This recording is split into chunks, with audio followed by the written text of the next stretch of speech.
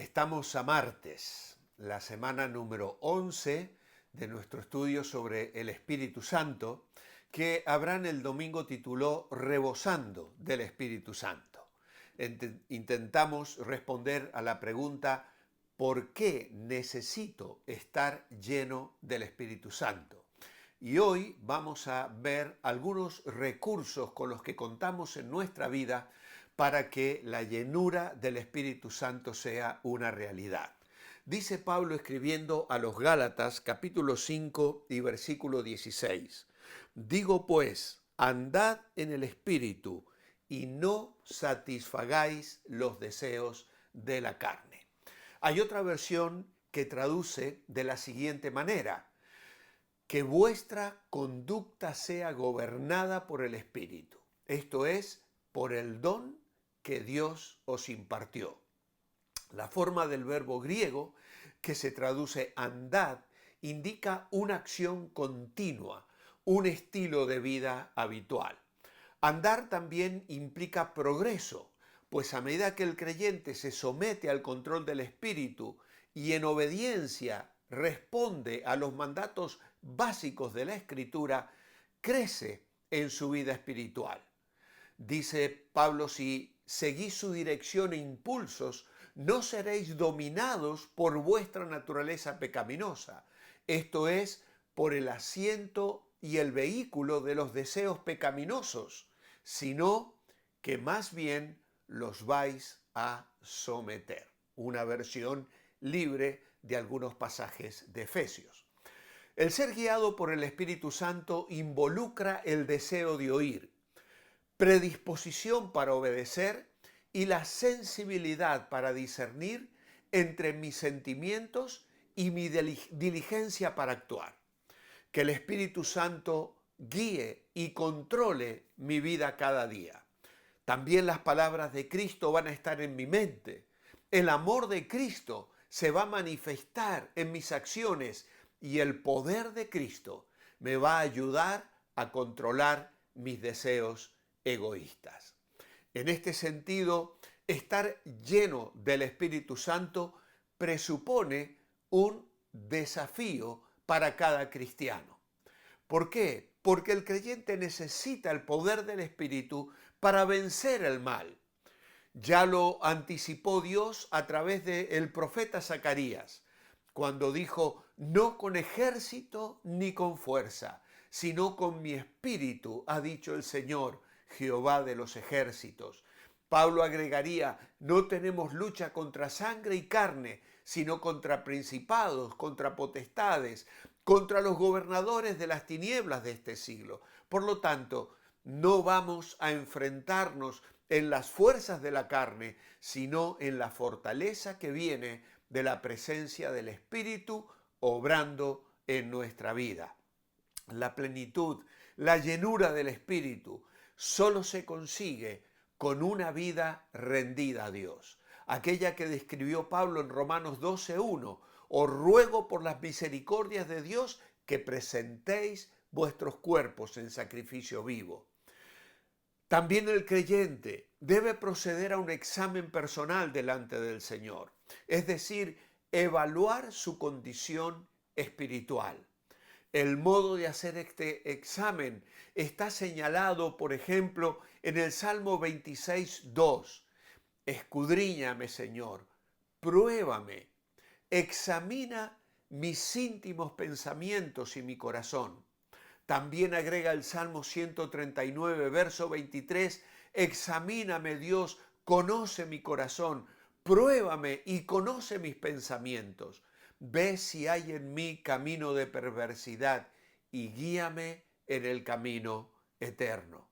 A esto el apóstol Pablo agregó escribiendo a los Corintios en su segunda carta, capítulo 13, examinaos a vosotros mismos, si estáis firmes en la fe, probaos a vosotros mismos, o no os conocéis a vosotros mismos, no sabéis que Jesucristo está en vosotros, a menos que no paséis la prueba.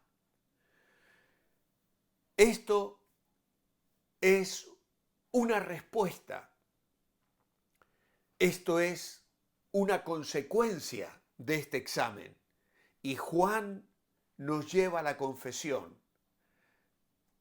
Si confesamos nuestro pecado, Él es fiel y justo para perdonar nuestro pecado y limpiarnos de toda maldad.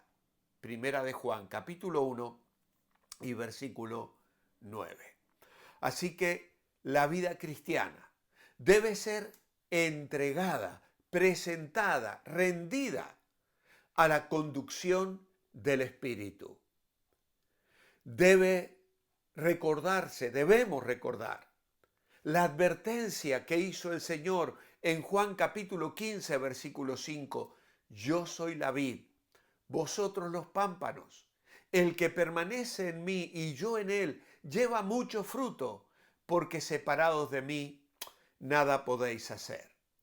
Y así encontramos una solemne advertencia. En 1 Corintios 11:31 dice, si nos examináramos a nosotros mismos, no seríamos juzgados, pero al ser juzgados somos castigados por el Señor para que no seamos condenados con el mundo.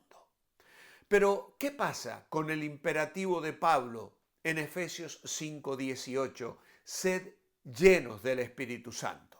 Ya hemos explicado que a los creyentes en Hechos se les dijo que esperaran y el Espíritu Santo inició el proceso. Pero aquí en Efesios 5 a los creyentes se les dice que actúen, que hay una respuesta que se espera de ellos y se les encomendó que fueran llenos del Espíritu. En otras palabras, que nos dejemos llenar por el Espíritu Santo. Lo que Pablo está diciendo en Efesios es que el Espíritu Santo debe ser el agente llenador. El vaso somos cada uno de nosotros y el agua aquello con lo que el Espíritu nos quiera llenar.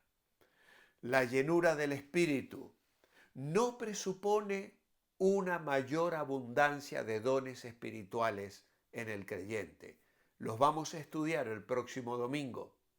La llenura del Espíritu no es la venida del Espíritu, no es un nuevo descenso, porque tal descenso ha tenido lugar una sola vez y para siempre en relación con la iglesia y con los creyentes.